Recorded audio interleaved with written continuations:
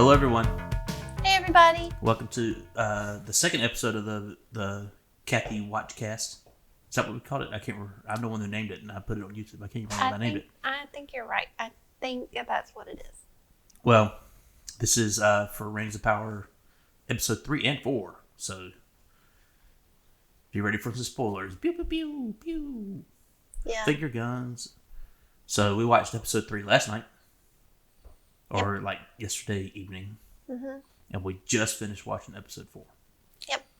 And I can go ahead and tell you right now that the rest of the episodes that we watch are going to be subtitled the entire time. Yeah, I feel like the sound is super weird. Well, it might be our setup.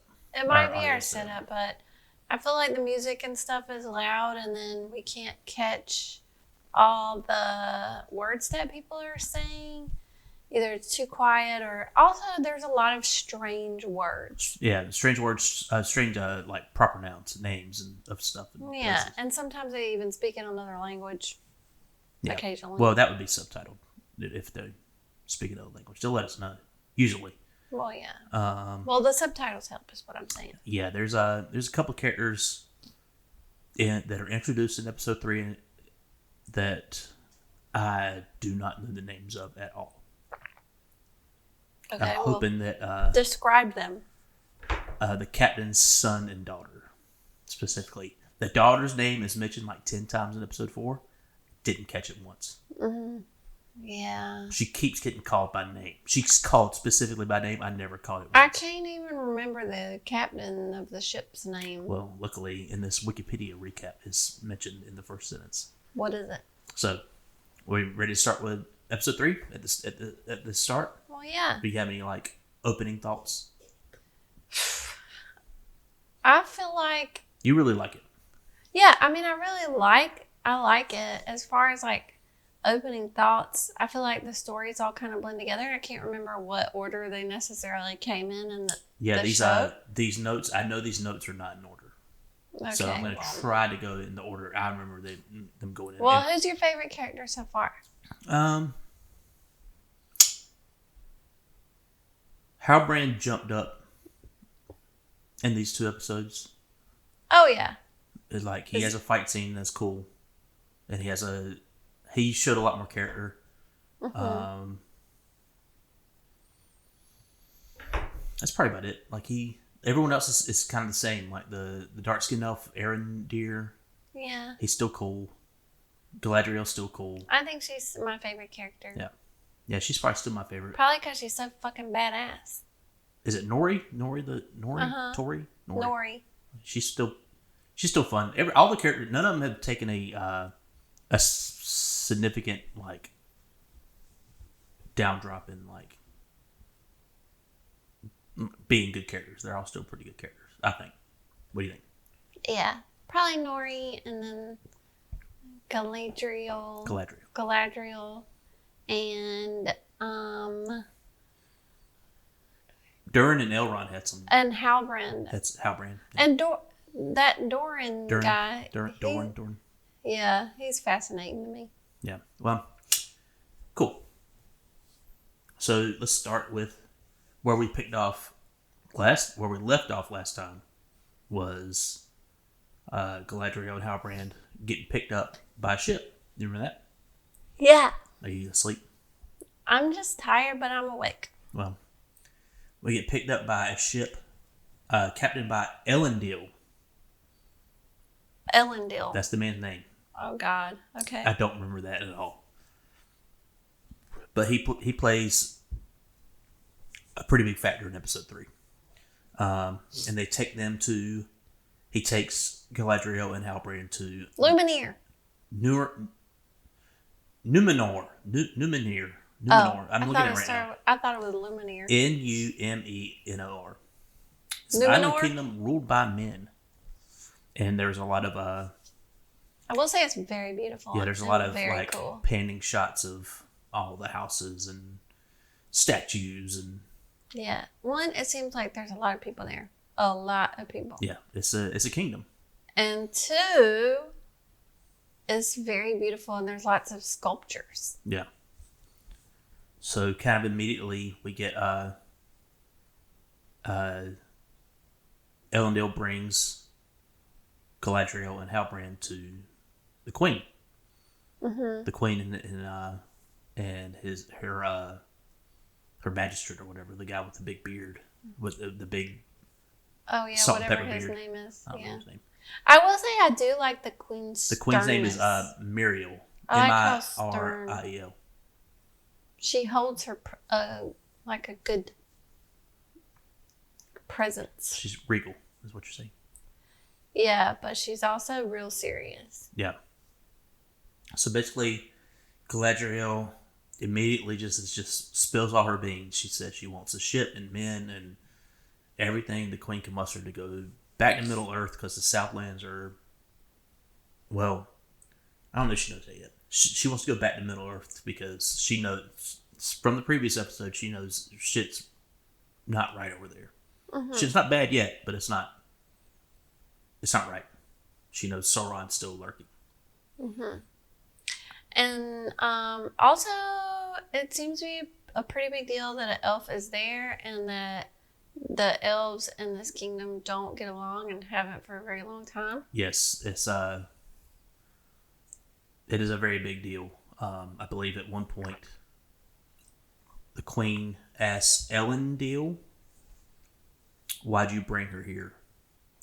And he just says, "Well, she was castaway. She was just in the water, like." Yeah, and he's also very like kind of spiritual about the sea. Yeah, well, they all are. They what is the chant that they do? The sea is always right. The sea is always right, or something. Especially him, though. He's like all about that sea. Yeah, but she asked him what his name is, and he says his name, and she said, "What is that in like Elvish or whatever?" And his name literally means friend of elf or something like that. Yeah. So, well, she's not happy about this elf arriving, that's for sure. No, and Halbrand is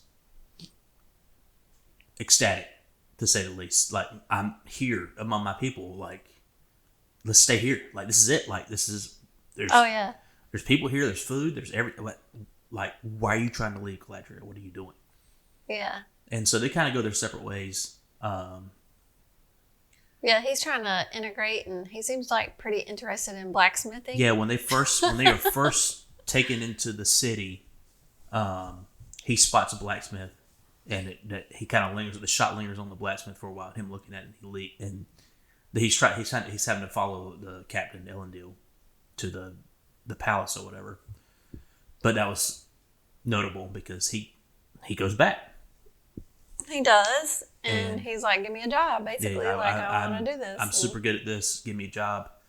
And it's revealed that this kingdom has like a guild system, like different guilds, and you know you're part of a guild by your crest on your clothing. So then he goes and he basically says, the blacksmith basically says, "Come back with one of these and you'll be fine." Yeah. And he points to his crest. Yeah, it's like a little circle thing, and then they wear it. It's like a pin holding his shirt up so his titties don't fall out. I guess so. I don't know. But like, yeah, then he goes, like togas or something. he goes and he tries to like steal one. Yeah, he goes. Oh, he does steal it. No, he goes to like a bar, restaurant type place, and some of the men there are also drinking, and there's like a pack of them, like 4 or 5, and they look like they want to just bully him. Well, they start to mention like, "Oh, here's the castaway" or whatever. Like they start. I don't remember exactly what they said, but they were like, "Hey," they're specifically talking about him. Yeah, and him so they all kind of eating their food. Yeah, they all kind of join up and bully him, and he's like, he. I don't know if I said it last time or if I said it to you. Like Halbrand has a silver tongue. Like he can. Oh, he's real good at talking. Yeah, when he wants to. Yeah, he immediately talks himself out of the situation. He buys the guys drinks. I want to know where he got this money from. What money? Oh, to buy those drinks. I have no idea. It's something it has bothered me. they did not address that whatsoever, I don't think. Or if maybe he had money, he probably would have lost it, and two, it wouldn't have been their currency. He ain't earned no money since he got it his plate. Where'd he get that money How from? about this? He just fucking ditched and didn't pay the bill. Oh, maybe. Because he does just leave. Mm-hmm. Well, anyway, when he buys these guys drinks, it basically just starts a big party in the bar or whatever, or the tavern. Everybody's getting along. Everyone's fucking drinking. Having some drinks. And he's hugging on everybody. And he steals that shit. He steals one of the guys, Chris. Uh-huh. And he bounces out of not bounces, but he kind of slowly slips out of the party and he's very happy with himself. He's like flipping it. Yeah, he's super happy with himself. He doesn't even make it around the corner when the There's gang like of four four guys. come up. And, including the one he stole the Chris from. Yes, which that guy comes up in episode 4 too. Oh yeah, he's got a weird like Caesar haircut. The haircuts in this show, except for like the ladies, all the men's haircuts are fucking unfortunate. Well, not all of them, like 50% of them. Anyone who has, not anyone. Yeah, there's about 4 or 5 very unfortunate haircuts, including this man who's about to assault Halbrand for stealing his Chris. And Halbrand's like, I don't want any trouble or whatever. And then he just goes into like beast mode or whatever. Yeah, and I don't know if you noticed this too, but like when they started to bully him at this restaurant, he like stopped. Like he was like you could tell in his face like he was considering rage mode, but he walked away from it. But this time they roughed him up a little bit and he had that same like look on his face. I did not notice it. I have to and rewatch then he decided to embrace the rage. And he embraced the rage. He beat the shit out of them people, all 4 of them. There's one shot of him like putting one of the guy's arms in a doorway and like it was nasty, bending it backwards up against a corner. No, you have to go back and look. There's this moment in the restaurant. Well, anyway, he gets arrested. Yeah. Like the guards show up and he gets taken away. Mm-hmm. While our dear friend Galadriel, she is staying with Elendil. Yeah, and I could have, going back to the last point you made where the Queen Regent was asking his name or whatever, I'm pretty sure she asked him to kill her. He gives her, she shows him a blade, yes. I don't think it was ever explicit. I could be wrong though. It wasn't straightforward, but I got the message of, okay, we need to kill this elf. And then he goes and... But I think for now his task is to just watch over her. Oh, well, he ended up taking her to his homeland. And she wasn't even supposed to leave the castle in the first place. The Wikipedia article doesn't go in this, but she's like, oh, you don't know what I'm doing or whatever. And then he starts speaking Elvish to her. Mm-hmm. And that's when they kind of like, he basically says, I think I could show you something. Yeah, and she's like thinking, well, everybody here hates me, but he's like, well, there actually are a segment of people that do want to befriend the elves. Yeah, and like I just remember the scene where he's like, well, I could show you something. It's a few hours ride. And the ride was weird, man. Yeah. Like, we're going to get on horses? Okay. So they ride on horses to another part of the island, I guess. And whoever that videographer was had the best time. Just capturing all these billowy shots of the fabric going in the wind. And she was making the weirdest face. And she was so happy that she looked kind of scary. She had her teeth like connected to one point on her mouth, and it was in the middle. And it was like a little awkward. It was very strange. Me. Yeah. But she gets there, and it's a library, but it's just a bunch of scrolls, like laying on shelves. I never seen a scroll library before. Well, that's what it was. Yeah. And basically, she discovers that the symbol of Sauron is actually a map of the Southlands. Mm-hmm. So she can pinpoint, okay, this semicircle and this dot in the middle matches up with this mountain range and this one mountain in the middle in the Southlands. Mm-hmm. So she knows she's going after that. Also, she has some, she looks like she finds some like text in like the black speech or whatever they call it. Like she starts reading off of that. I can't remember exactly what she says, but maybe it's just Sauron's going to head here and take over everything. Yeah. And somehow, she also learned something else. We'll get that in a minute. I don't know how she learned this. Maybe it was off camera. What? So, she goes back to Numenor, or the big kingdom, and she visits Halbrand in prison because he's getting in prison from beating the shit out of these guys. And she confronts him and says, "You're not who you said you were." Mm-hmm. He is actually a king of the Southlands. Yeah. Yeah, I don't know how she discovered that either. I missed that part. She pulls up a piece of paper with a symbol that he's got a little piece almost of, like a keychain, but he's wearing it. yeah, and it's like a little symbol. It almost looks like a bear. I don't know. I didn't get a good Oh, look at it. I didn't think it looked like a bear. I thought it looked like a shield. Yeah, that could have been it too. I was thinking like a bear face, That is way different than a shield. what? I mean, it could be like rounded. I don't know. It did look like a crest of You some could make sort. a shield look like a bear face. I'm pretty sure. Okay. Well. Anyway, she just thinks he's really a king. And that made him super interesting at that point to me. Yeah. Okay. So then we got to check on our Hobbit friends, the Harfoots. Okay. So you remember last time, I was right about the whole pole thing. Nori's father figure. Well, yeah. Did I say you were wrong? No, I just couldn't. I was like, am I making that up? Was he trying to lift a pole? He was trying to lift a pole, and he broke his ankle. Yeah. And so yes, they are migrating. Hobbits are going to migrate somewhere else. And they're worried about him not being able to make it and left behind. So he's trying. She's worried about it. They're trying to start out up front. Yeah, he wants to be at the front of the pack. So I guess if he starts to slow down, it won't be a big a deal because he'll just fall behind a little bit more. If he's at the back of the pack, like you'll get lost basically. Yeah, he won't be able to stick with everybody. But also, I think before they leave, this happens before they leave. Nori and her friend, what was her name? I want to call her Poppy. I don't know if that's Poppy's her probably name. right.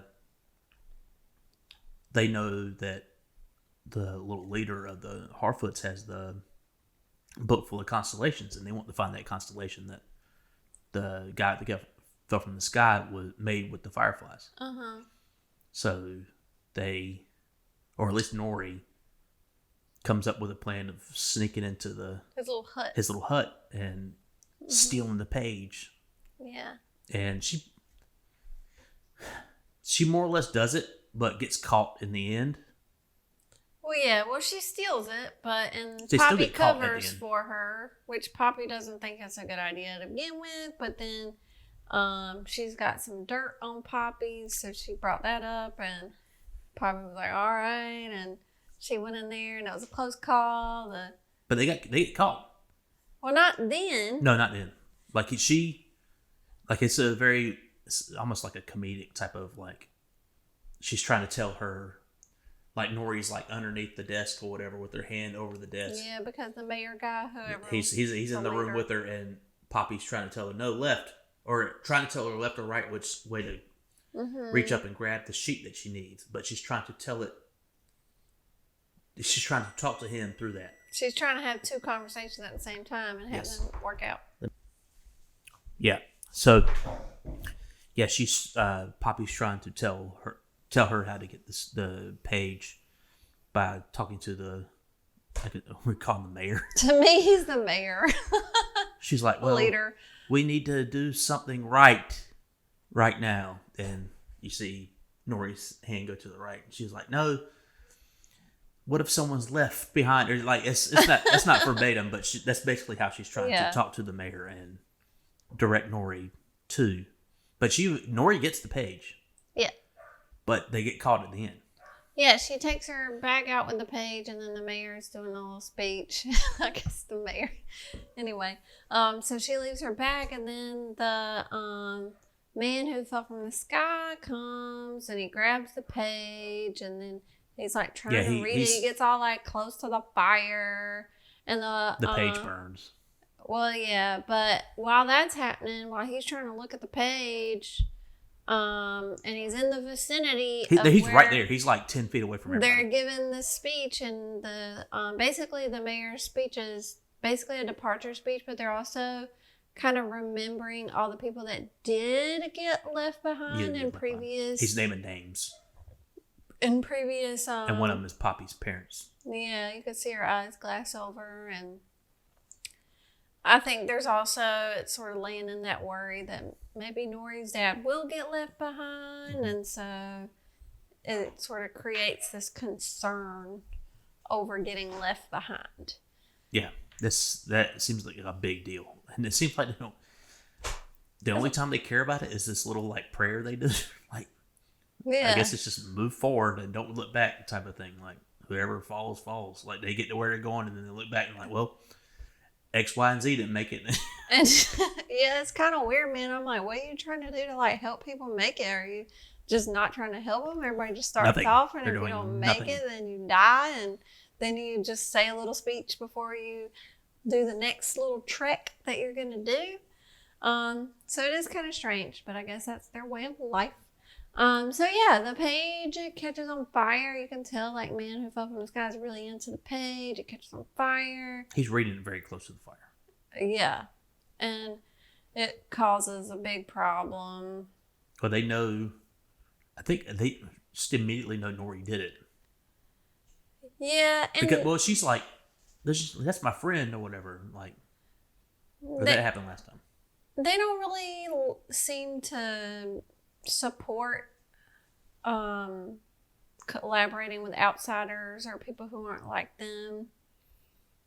They seem to be very private, nomadic people, and that's how they survive so long. They don't think that they should interact with others, but Nori's like, that's my friend, and she definitely wants to care for him. And apparently it's like treason, I guess, compared to, I guess, what they believe. And this lady brings it up, and I think that the punishment is being cast away from the tribe, but then the mayor man is like, well, Nori's young and she's not using her best judgment. She's learning. We're not going to cast away, but her family has to They're at the back of the pack. Be at the back of the pack. Yeah, which her father is basically sounds like a death sentence. Yeah, for her dad, which is it's not even his fault. That's not her mom. It's like a stepmom type of situation. Like, there's this lady with her dad, and I don't know who it is. Yeah, I don't know. I never really thought that much about it, to be honest. Well, anyway, I think this happens at the end of the show, but might as well bring it up now. But so they're on their little pilgrimage to someplace else. And it's very interesting how they travel because, their hobbits are short. They kind of go through like the lower lands of whatever, like a ditch here or whatever, or a river there. And they have like the same plant life that be growing around them on top of their wagons heads. And stuff and their heads. And so they kind of just look like, they kind of blend in a little bit. Mm-hmm. But you see... And that goes back to the very first time where we're introduced to them, where people are walking through. You don't realize that it's full of people in like a village because they're all like blending in and hiding. Well, you kind of see Nori and her father falling behind because they can't. They're trying to bring this kind of big wagon, and one of them has a fucking broke ass ankle. It is broke. Yeah. And the man who fell from the sky shows up. And he seems like he wants to help. They seem reluctant at first, I guess. But he picks up the wagon and goes about. Mm-hmm. Like he's... Yeah, I mean, he even says the word friend, I think. Yeah, he says friend. He doesn't seem to know a lot of English, but... But he can't communicate. He's learning. Yeah. He seems to be learning anyway. So... That's everything to do with the Galadriel, Halbrand, and Nori. For episode 3. Yeah, but there's more to episode 3. There's what's his butt? Arondir. So at the end of episode 2, remember he gets grabbed snatched from behind in the tunnels underneath the village of men, where Theo and Brownman, where they live, and they have left because she brings the orc's head to the bar, or whatever. Anyway, he is captured, and basically he is made to be a slave. He's made to be a slave to dig. They're like digging, but they're digging like a ditch. I thought they had to stay like underground. Well, I think that's why they needed slaves, because I guess this part needed to be in the sunlight. And I don't know if you could tell, but they were covering the ditch. They had the coverings, as you were going. Yeah. So, but they needed somebody to dig out the next section, I guess. Well, why don't they just go full underground like they did underneath the house? I don't know. That's weird. But anyway, he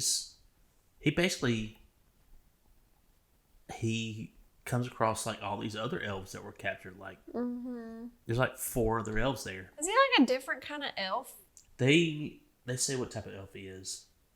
He's not the kind that Galadriel is. It doesn't seem like he is. I mean, he has pointy ears. I don't know. Anyway, so they kind of immediately come up with a plan to like leave. Oh yeah. To escape. And I don't know, was the head one someone from episode 1 where was he the guy who told Arendir to like, we're going home or whatever? Because he kind of looked familiar. I don't think so. He didn't look familiar to me. Well, he immediately took charge. Like he immediately started handing out orders. Yeah. And he was like, basically somebody needs to get out of this ditch and then run and tell the people that he said things are dangerous. Get out the ditch and spot the first tree line and run towards it you can tell the other elves which tree line to go to. They can come and save us, basically. And they get caught basically trying to, hold on. I can't remember exactly how it went down, but they did try to come up with an escape plan. It was very impressive. Yeah, it basically kind of boils down to they get caught once, like trying to escape, and they're like, the orcs are like, whatever, and then they come across a tree, and the orcs are like, you need to cut that tree down, cut up the roots because it's blocking our way. And the elves are like, no, we're not going to do that, which is strange. I don't know. But maybe they just felt this connection to this tree. Yeah, and that's what it felt like. That's when Arendir says, well, the shit kind of goes down. People try to escape. People will die. People get caught up in chains. Arendir says, I'll do it. I'll cut down the tree. And then he goes up there and does he try to escape? I can't remember. No, he starts cutting down the tree. He does cut down the tree. But it does allow him to see what's up there. Yeah. Which is kind of a big deal. Yeah.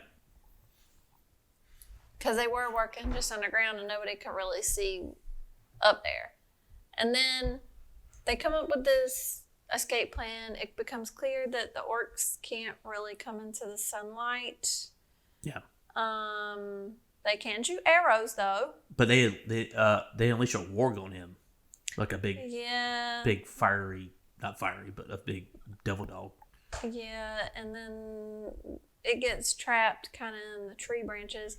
I think in this scene, what I took away was Arendir was pretty impressive. Like, I thought it was impressive how he used the chains to fight back, and then I thought it was impressive how they all crossed the chains and somebody was trying to break. Oh yeah, they were. That's what they were doing. They were secretly trying to break the chains while the orcs were looking. I remember that now. So then because they were all chained, they couldn't just like jump out and run away. And they would make a big like cross in the middle of all of them and all hit it with hammers. Yeah. But all the other elves died, basically. Yeah, but in the first time they were trying to get away, I just recalled this. It was the orcs let it go, but not without a sacrifice. He offered them some water, and then they were like really funny about drinking the water. Yeah, they were thought suspicious, it was poison. so they were like, And then the last guy, the third guy, was trying to drink the water, and daggone peanut slit his throat. Yeah, and he died. So it just seemed like Arendir got kind of lucky there. It was no rhyme or reason. Yeah, so after Arendir kills the warg, basically he gets captured again, and they're going to bring him to their leader. Yeah, but we forgot to mention the leader guy of the slaves. He got killed. He almost got away. Yeah, he was running. You think he's free, and then he gets shot with an arrow and dies.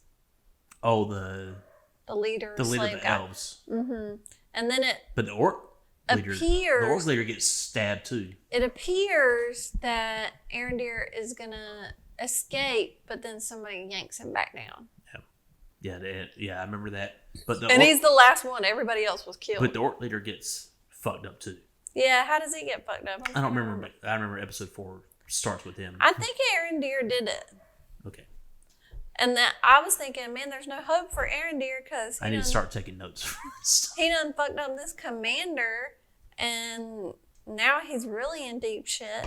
So they take him to. They don't kill him right away. They take him to the leader. Well, the episode kind of ends with, you see they're going to bring him to the leader, the father of the orcs. You see this kind of blurry shot of a man with pale skin and black hair. Yeah.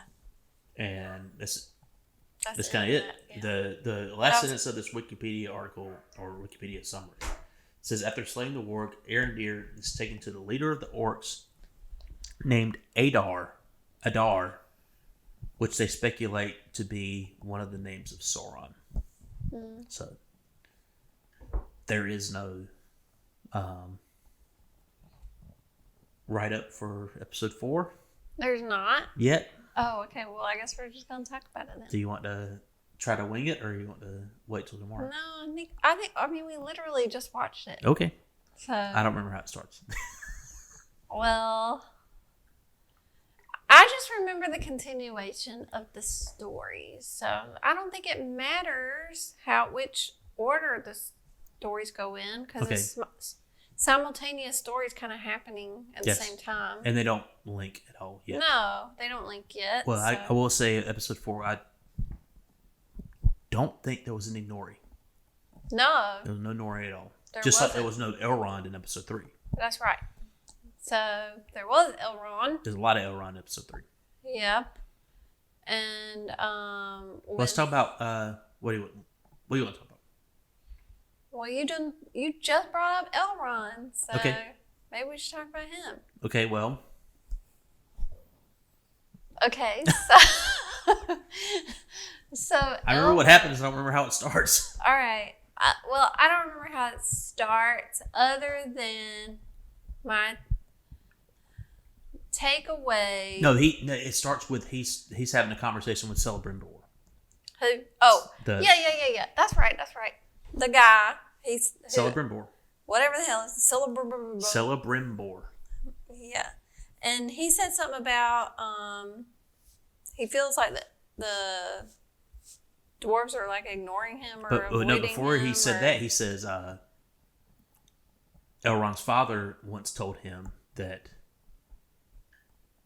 my fate will be in your fate will be on my son's hands. Yeah. And he said he said it so casually, like he was talking about tomorrow's rain. Yeah. And he's like, I just remembered it at this moment. You could tell he hadn't really thought about that in a long time, but it just kind of hit him. Yeah. And so he thought he would mention it. And then Elrond's like, you're in trouble today, Celebrimbor. And he's like, well, I think the elves might be hiding something. Or not elves, the dwarves might be hiding something from me. Either they don't want to see me or they're hiding something from me. Yeah. So, what's his name again? Elrond. Elrond.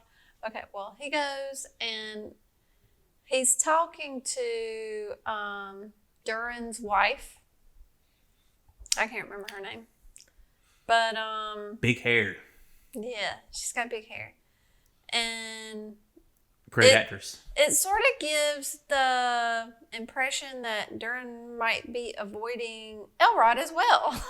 Yeah, she basically. The story is that he is Durin is off mining quartz from a mine somewhere far away, but 2 days away. Mm-hmm.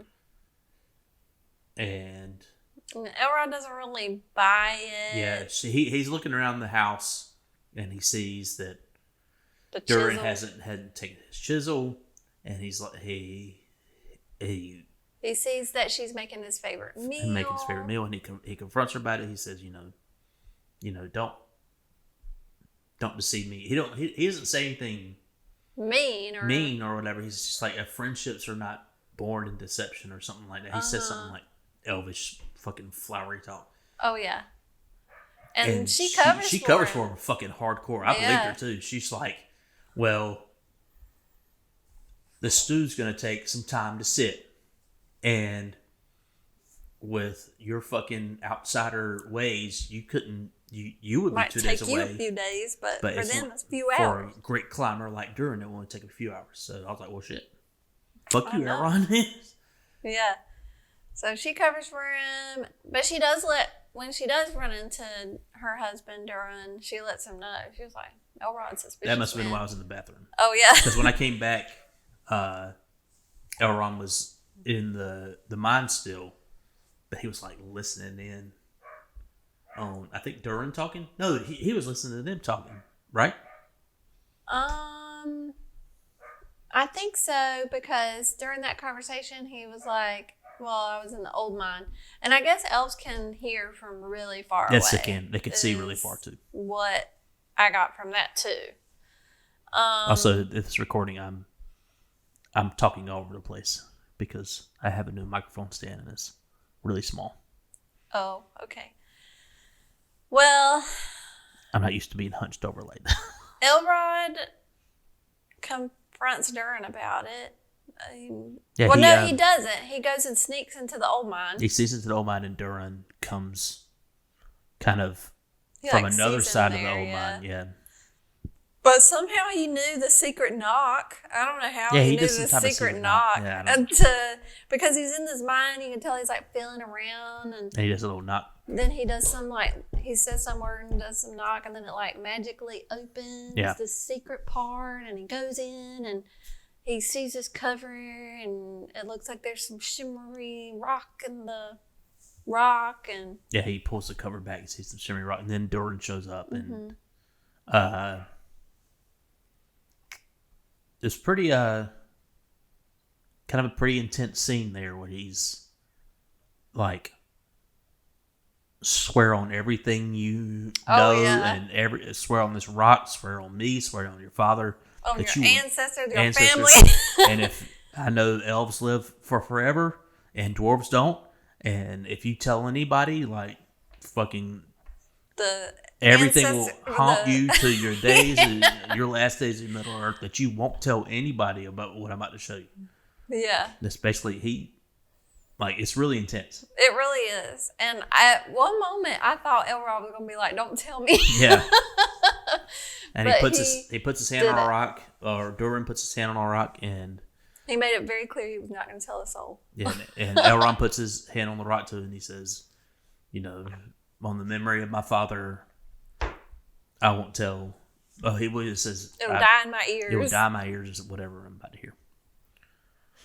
So they go down, and basically what it is that this old mine is mining is mithril.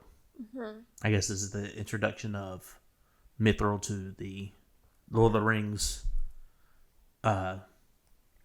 panthology, whatever you want to call it. Because mithril is a thing in actual the Lord of the Rings stories in the movie. I think it's Bilbo has a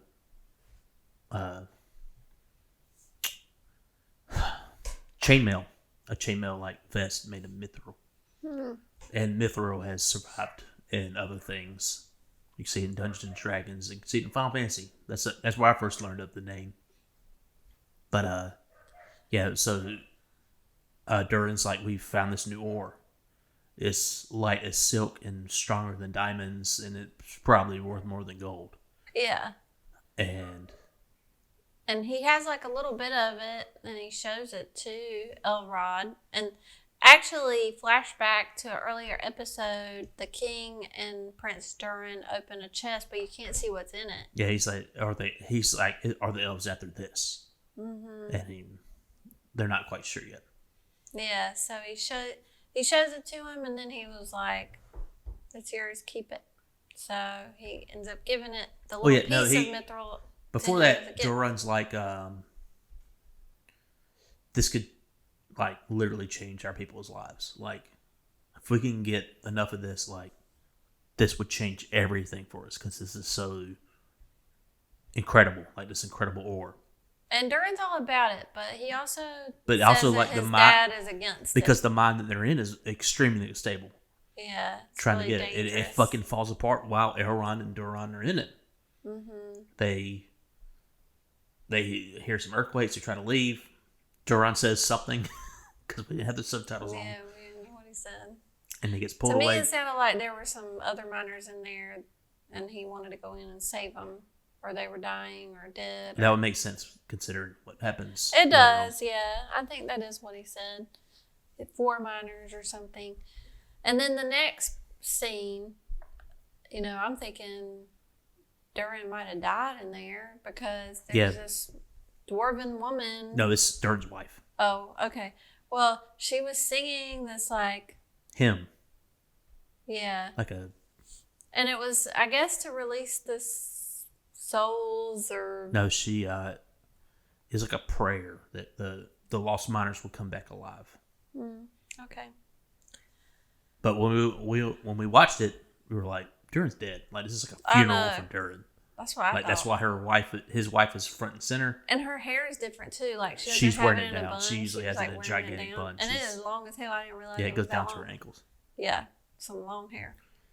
But he's fine, and apparently the miners are fine. Yeah, he comes. After they do the little seance thing, he comes in and says, the miners are fine. We got them out alive. But also, his dad, the king, they're going to shut off that mine. Like, we're not going back in that mine anymore. He's very upset about it. He doesn't like it. He feels that the mithril is the savior of their people, basically. And... he says, "I will not talk to the old gods anymore." Then he like slams his arms on an altar or whatever. Yeah. Then Elrond tells a story about. Is it Elrod or Elrond? Elrond, Elrond. Elrond. Okay. Yeah. Durin is super mad at his father, and Elrond he waits for a while. And then he tells him a story about Elrond's father. Well, I guess it's also named Elrond. Mm-hmm. But how he kind of gathered up the elves from across the sea to go and fight Morgoth, and they won. And then his father got invited to kind of live with the gods or whatever, or go someplace else. It was very vague. And what's not vague is that he says now his father chariots the evening star across the sky or something like that. Yeah. And he says, I wonder what my father would think of me. Would he be happy what I'm doing? Would he chastise me for what I'm doing? And then he thought about it for a while longer, and he says, I don't care what he would say. I just want to have a conversation with my father. Mm-hmm. So he says, don't waste your time with your father while he's alive. Because the king is old. He does look old. There's a lot of old kings. Yeah. And we'll get to that in a minute, I guess.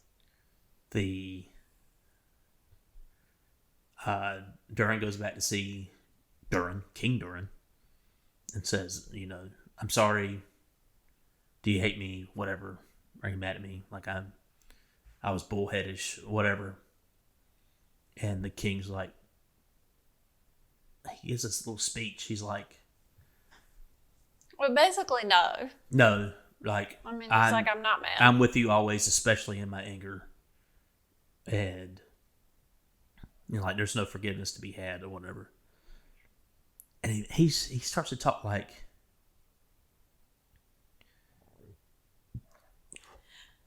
he says, I know. the elves are...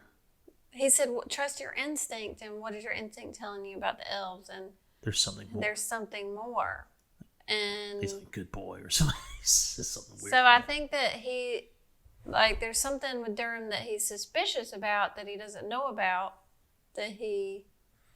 Durham or the elves? I think they're both like a little suspicious of each other. I think they're suspicious of the elves specifically. Because I think the king is suspicious of the elves, and he basically says as much. And then he asks Durham what your instincts are, and he says, "I think there's something more." And I think he's like good boy or whatever. Like I think. Yeah, and I think Elrond, maybe Elrond, he was suspicious of the dwarves in the beginning, and then I guess he felt like he found out what that was.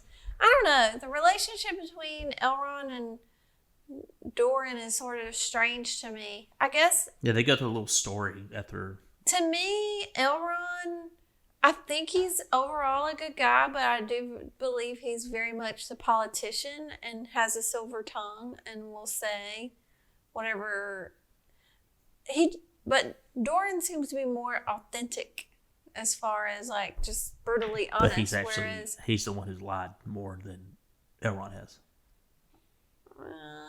He has. They didn't. Yeah, they tried to convince him that he was someplace else that he was not. But then he didn't have to show him and give him a piece of mithril. Well, I think that's because did. I think Elrond is honest, and I think the one they're worried about is Celebrimbor. Yeah. The guy in charge of making the fucking forge that they're tasked to make. So that's kind of it for them. You want to go back to Galadriel? I'm going to go back to the potty. Okay, well, me too. We'll take a break. Okay, you want to talk about Galadriel? Yeah. Stop. I don't remember how it starts exactly with Galadriel. It starts with the Elendil's son on the boat. He does something fucked up. Oh, and I can't even tell you what he did. I must have spaced out or something. Missed a rope or something, like trying to sell this boat and see a boat full of a bunch of people. And what else is weird is he seems to hear some lands calling him, and when you're watching this, it's like they're literally speaking to him, and it's kind of creepy. And it happened once before. Well, and apparently his brother's over there. Yeah, who we haven't seen, and his younger sister's here too. Both of them's names will remain nameless. Because we can't remember them? Nope. But, I don't know why. Which sucks because they're very focal. Yeah. And I don't know why, but they basically get released from the Sea Guard or whatever. Yeah, Him and his two friends. I don't even know why his two friends are being blamed. I missed that part. The captain of the ship basically was just like, I've seen you pull that rope or something 100 times, and this is deliberate. You did this on purpose, and like you're banned, and you two are banned too. And that's his friends, and they are very upset, or at least one of them is. They feel like their life is literally ruined. Like this was their chance. This was what they wanted to do, and it may not be what he wanted to do, the guy's son, but he was like, "This is what I wanted to do, and now you ruined it." And they even start to fist fight, and I guess there's another one that calms them down or whatever. There's three of them, and the one with the pineapple hair is upset. The one with the blonde hair is the mediator or the calmer downer. Yep. But they get kicked off the Navy, basically, is what happens. Yeah. And then we got the daughter. She's a part of the Builders Guild now. She's like an apprentice. She's like an apprentice, like an architect or whatever. Mm-hmm. She's carrying around a bunch of papers. Yeah, I don't know. This might have happened in the previous episode. I don't remember mentioning it here, but I guess the captain, Dad Elendil, he was talking with his kids and being really hard on his son, and he ended up disappearing and being mad with him. And she was like, well, I got into the Builders Guild, and I guess she had tried to apply before, but she didn't get in, and her brother encouraged her to reapply. Yeah, she gets a letter at that dinner that they're having. Mm-hmm. Yep. So she's starting, and she seems to meet this guy that seems pretty interesting. It's the son of the chancellor or whatever. Oh, really? The guy with the big, yeah. Oh, that's his son? Yeah, because they meet in the market. He's the one who... Okay, so... The Caesar haircut guy from the previous episode who got the shit beat out of him by Halbrand. Mm-hmm. He's in the little town square talking about, you know, there's an elf here. Our queen likes it. Like, they won't do something about this elf. Like, we're gonna be slaves to elves. Elves are gonna take your jobs. Like, it's fucking... Like, elves live longer and they don't get tired. Yeah, it's fucking modern America. Like, the immigrants are gonna take your fucking jobs. Oh, yeah. That's what it sounded like, yeah. He's like, the elves, they live forever and whatever. And that's when you see the Chancellor's son. He goes to tell the Chancellor. How do we figure out it was his son? Because he says father.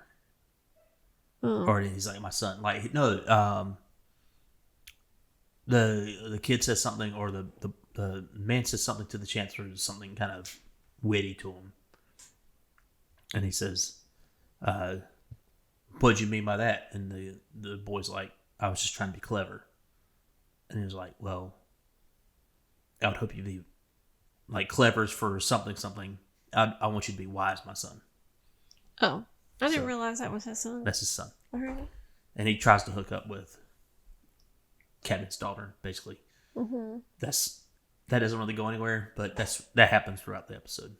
Yeah, he's just trying to get to know her or whatever, and she gets called away at that time. Well, anyway, while they're having a little riot in the town, not riot, but a little uprising in the town square, the Chancellor shows up and says, you know, it's one elf. Can one elf really take away all this, all our stuff from men? Everyone drink, and just a bunch of glasses of wine show up. Yeah, they seem really angry, but he came with the same message, but he said one elf can't take this away from us. But he was also still against the elves. Yeah, but he wasn't. Sorry, the guy in the Caesar cut who got his ass beat was very alarmist about this one elf. The Chancellor was trying to calm it down, and he did. Yeah, and drinks really solved the problem. Yeah. So. And then his son offers her a drink, which she refuses, and then she gets called away. Yeah. Well, that's what I'm saying. His son was trying to hook up with her the whole time. Yeah. But then we get Galadriel. Yeah, she comes back. She confronts to the castle area. Halbrand. She confronts Halbrand at the end of the other episode. Like, I know you are. Yeah, she confronted him. Well, then I feel like she goes back to talk to the queen. Yeah, she confronts Halbrand and says, you know, I know you are. Mm-hmm. I think we already talked about it. We did. We talked about it. He says something. Never mind. Anyway. She goes and tries to talk to the queen again. She confronts the queen again. And offends the fuck out of her. Yeah, she's so much that she throws it in the dungeon. She basically says, you know, you won't give me what I want. I want to talk to the real decision maker. I want to talk to the king in the tower, because her father is in a tower in the kingdom. Mm-hmm. He's still alive, but. And I don't know how she knows that. It just seems like nobody else knows that. Maybe they do know. I think they talk about it a lot. Oh, okay. I think so. Yeah, well. And should we talk about the queen's dreams? Because I feel like she's had those at this point. Yeah, it does. The episode opens with a dream. The queen's dream. She has a dream where she's basically doing her regal duties. Baptizing babies or something. And there's a bunch of babies and moms in the room. She looks upon her courtyard or whatever. Or there's like an she's got a nice little view from this place. And a bunch of white petals fly into the room. Mm-hmm. She looks outside, and basically a gigantic tidal wave is coming to destroy the kingdom. Mm-hmm. Yeah, it's pretty scary. And then she wakes up. Yeah. So that's the way the episode starts. If we rewind there. Mm-hmm. But after Galadriel brings up the king, that's when she gets thrown in the jail. Yeah. And that's where Halbrand's like... He basically he's gives like, her a little bit of a lesson. No, he's like, you get thrown in for tavern brawl? She's like, no, sedition. But yeah. Well, it was interesting. I thought this conversation was really interesting because, he was saying that she just charges right in and... She's like a horse that gallops into battle. Yeah, and she does really well on the actual battlefield, but in this scene, I felt like he saw communication in court and kingdoms as a different kind of battlefield that he knows how to navigate. Yeah. And that he was very good at. And he kind of gives her a lesson on that. She's like, you need to find your enemy's weakness and let them use it. It's like, what? Why? Like, my favorite line of that whole scene is just like, can you stop comparing me to a horse? But yeah. Anyway, it's decided that Galadriel is going to leave at night on a boat, and they're gonna put her on a boat and sail her away. Like, she's gonna be gone. Yeah, they were gonna escort her to Middle Earth or something. I don't even know if it was Middle Earth. It's someplace not here. Yeah, I thought they specified, but they have a bunch of guards come to her cell, including the Chancellor. And gosh, all their clothes match and stuff. Yeah. It's crazy. This show is very expensive. It's like one of the most expensive shows ever made. Like billions of dollars. The costuming is wonderful. But she gets let out, and she basically she doesn't really fuck the guards up. She just kind of does some flips, and suddenly all the guards are in her cell. And the Chancellor had pulled out his sword, and Halbrand's like, well, what are you gonna do? Are you gonna kill her? Like, That's right. And she ended up going back to the queen. No, she ended up going up the tower and like busting through the window. She must have climbed up the side of the tower. There's this long shot of the tower where the king is at, and I was hoping to see her like climbing up the side. I know, but I didn't see it. But she's busting the side. That's what she's doing. Yeah, for sure. Because she busts through the window and she kind of walks around a corner, and she's like, "My apologies, Majesty, for this interruption or whatever." And she walks around, and the Queen Regent is there. Queen Regent is there with the king. He's in bed. He's old. He's dead. He's dying. He's not dead, but he's in pain. Doesn't have his sensibilities about him. No.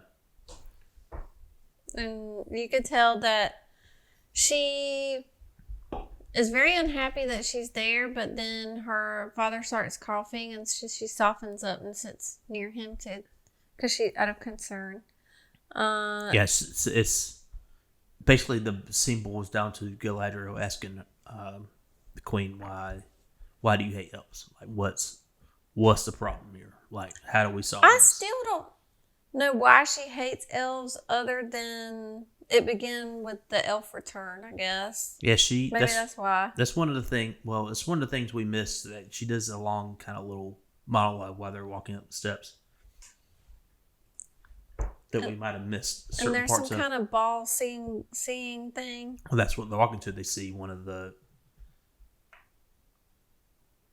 It's one of like the 7 stones or something. Like it's a seeing stone. And you see him in the Lord of the Rings too. She's like, yeah, I've seen those before. And she was like, you've seen this one. And, she kind of gives her a little warning before she touches it. And it's sort of the same thing with the waves. She saw the waves. And the white petals. And the white petals. And she was like, well, this actually begins with an elf visiting. So maybe that's her dilemma with the elves. Is she feels like at the end of this catastrophe vision that is captured in this ball, it begins with an elf. Yeah. Galadriel's presence there is a doomsday for them, according to her in the Seeing Stone. That as she interprets it. So Galadriel says, well, I'm not the only one who's seen things. The only one, like, I'm not a person who only seen things. You're a person who's only seen this thing. Like, maybe we don't have to be the only people anymore. Maybe we can work together and try to stop this threat that is coming to us. Like it's coming to us hard. We need to figure it out. We need to have faith. She keeps saying we need to have faith, not fear. Like you're ruling in fear, you need to have faith. And the queen's like, faith is enough for one person. It's a very tiny thread to hold a kingdom. And she says, no, I won't help you. And then we see Galadriel on a little rowboat in a port. She basically, and the queen that basically announces, like, I'm gonna say you left already, like, just to ease my people's conscience. Yeah, because there is concern over her presence. Yes, that's concern. So Galadriel's on a little boat. The queen's there. Elendil's there. And I'm like, okay, problem solved. The queen starts to go back to up some steps to wherever, and she sees the white petals falling from the sky. And there's like a tree in Nurmdur or whatever it's called. I guess it's an Elvish tree, just like the Elvish tree in One of the dwarves. Durham's.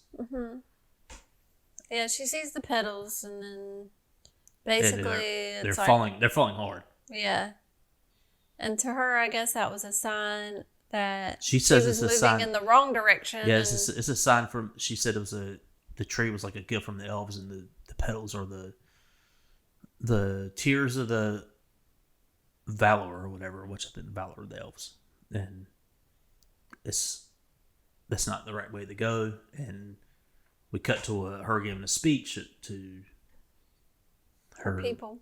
Well, I don't know if it's her people. It's in the castle. She's surrounded by a bunch of people. I think it's like decision makers and a bunch of generals and whatever.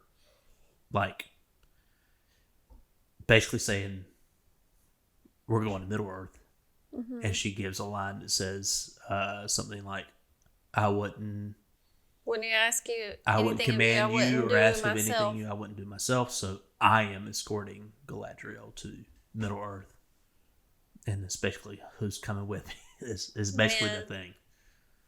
And you see Elendil in the streets reading off a little decree, kind of like a, not a draft notice, but like a notice of, we're looking for people to sign up. Yeah, we got this thing going on and it's going to be bad. So we need volunteers, and the two guys who Captain Elendil's son got fired from the Navy. They volunteered. Sea Guard. The Sea Guard. I think that's what they actually called them. I like Navy better. Okay. Well, I like Sea Guard better. You're right. Sea Guard's better. They volunteer first, and then Captain's son says, I volunteer too. And a slew of others. Yeah, and then they all start volunteering. And is that it? Is that where the episode ends? Yeah. Did we talk about all the storylines though? We did. No, we did not talk about Arendir coming back. Yes, that's very short because no, it's not very short. Brownwind, she's trying to feed the village. They have gone to the Watchtower. That we didn't say this. Sauron at the end of the last episode. If it is Sauron. This was like a whole.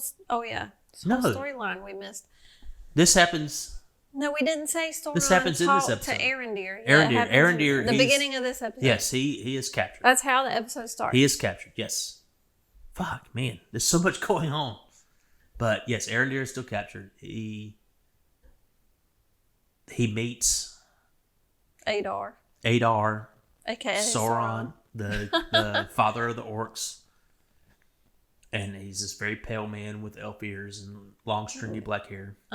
He looks like Loki to me. Pretty Loki.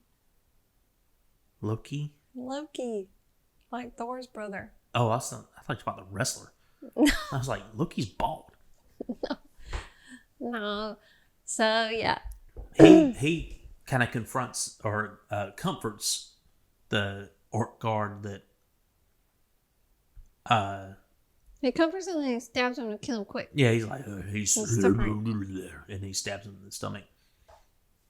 And then the orcs leave, and it's just him and Arendir. And he talks in Elvish. He's like, well, where are you from? And Arendir's like, I'm from Papadil, whatever. Barandir. He's talking about near the river, and he describes the river. Yeah, well, yeah, then the greasy-haired dude's like, near the river? And then he starts talking in English. Or not in subtitles. And he talks... It's hard to tell how he's talking, but the only thing I remember about it is that he says something like that only a god can do, and I'm not a god. Yet. Yeah. And he tells Arendir, and he's like, basically, I'm going to let you go. Go tell the men in the tower this message, and we don't know the messages. That's how that starts. Yeah. And then we see Brolin and the rest of the village. Mm-hmm. They've showed up at that tower that the elves were at previously in the very first episode, where we first see, not when we first see Arendir, but when we first see his company of elves. Mm-hmm. And they're all hungry. They show up, there's no food. Yeah. Basically, there's like 7 potatoes left in the whole... and Braun was trying to forage some more. And yeah, she wants to go out and go for food. But her son, Theo, I will always remember his name because... It's easy to remember. Theo's the oldest son from the Cosby Show. Okay. Well...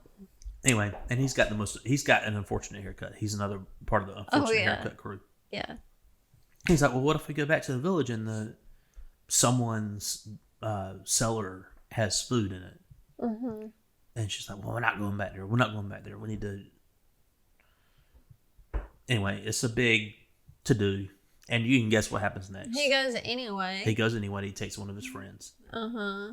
And his friend's like, I don't know. But... Well, because they see like these fucking sheep with like giant fucking black marks on their necks lying on the ground. And he drags his friend in there. Flies flying around them. They get a whole cart full of food and they're getting ready to leave. But then there's one more place Theo decides he wants to go in. And so the other guy, his friend doesn't want to go with him. And so he's like, well, fine, I'll go by myself. He goes in there, and I think his friend gets creeped out being alone, so he just goes in. No, he start hearing noises. And then you see that big shot of the cloud covering the sun. Oh, yeah. That's when he takes off. He's like, bye, and leaves.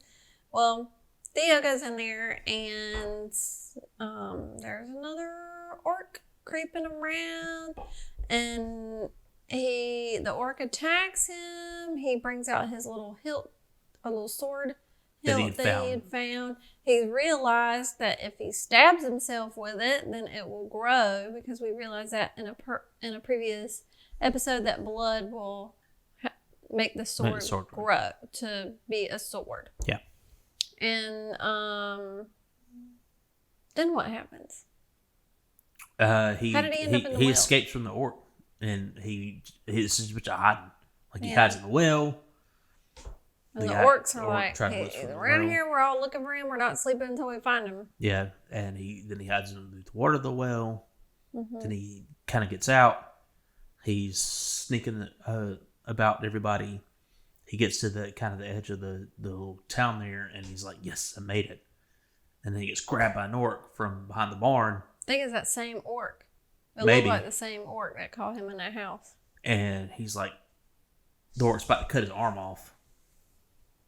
And Theo, winces and closes his eyes. Hears a little of a blade going through flesh, and it turns out it's Arendir.